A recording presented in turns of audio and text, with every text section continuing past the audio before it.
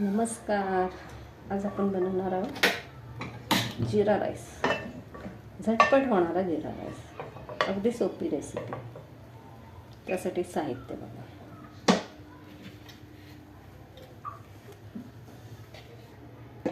तांदूळ, 1 वाटी तांदूळ, मीठ, सगळ्यात महत्त्वाचं जिरं, लिंबू आणि तेल आणि पाणी. प्रथम गॅस चालू करून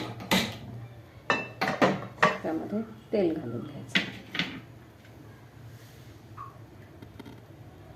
तेल घातलं की तेलकट तेल चांगलं गरम झालं की त्यामध्ये जिरं घालायचं.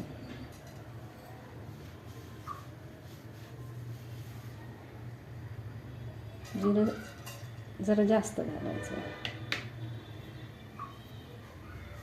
तर चांगलं तापवून घ्यायचं. जिरं लगेच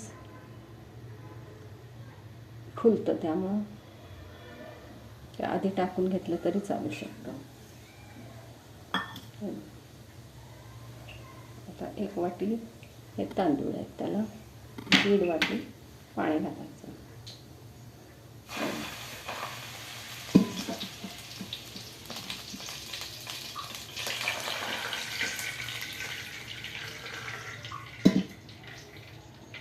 पाण्याला चांगली उकळी काढायची आणि हे तांदूळ आहेत ना, हे धुवून घ्यायचे 2-3 वेळा. पाण्याला तोपर्यंत उकळी काढायची. तांदूळ धुवून घ्यायचे आणि त्यात लिंबू पिळून घ्यायचं. लिंबू पिळलं म्हणजे भात कसा मोकळा होतो. पाण्याला उकळी लगेच यायला लागली.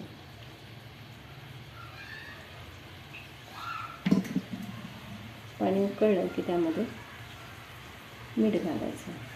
तुम्हाला हवं तर खडे मसालेसुद्धा घालू शकता. तमालपत्री, थोडंसं चवीनुसार मीठ.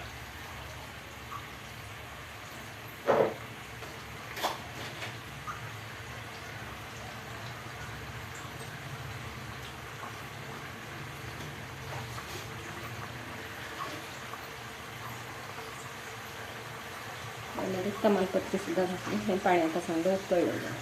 त्यामध्ये मी तांदूळ धुवून घेतलेले तांदूळ सोडायचे. कुकरमध्ये 3 शिट्ट्या काढल्या तरी भात लगेच होऊन जातो.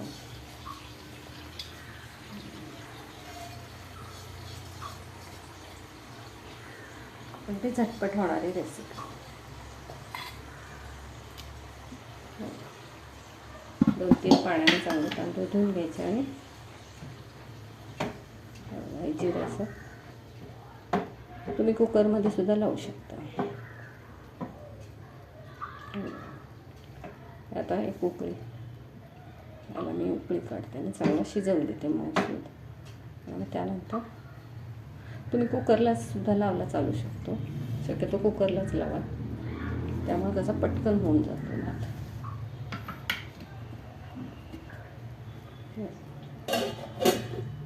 त्याच्यावर झाकण ठेवा. हे बघा,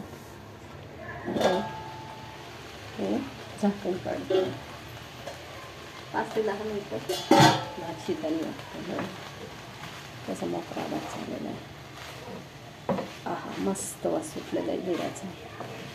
मग अशी मी तमालपत्री टाकायची विसरले होते. खूप छान मोकळा होतो. लिंबू तेल हे असल्यामुळं भात कसा मोकळा छान होतो. एकदा नक्की करून बघा. आवडल्यास लाईक करा, शेअर करा, सबस्क्राईब करा. भात करायची एकदम सोपी पद्धत आहे. त्यावर कोथिंबीर टाकायची. जिरा राईस मस्त वास सुटला. एकदा नक्की करून बघा. अगदी मोकळा होतो भात. आता गॅस बंद केलेला. आता तुम्ही आमटी भात खाऊ शकता, वरण भात खाऊ शकता. खूप छान लागतं. एकदा नक्की करा. मी आज खिमा केला आहे, त्यामुळं खिमा आणि जिरा राईस याच रेसिपी आहे. त्यामुळं व्हिडिओ आवडल्यास लाईक करा, शेअर करा, सबस्क्राईब करा.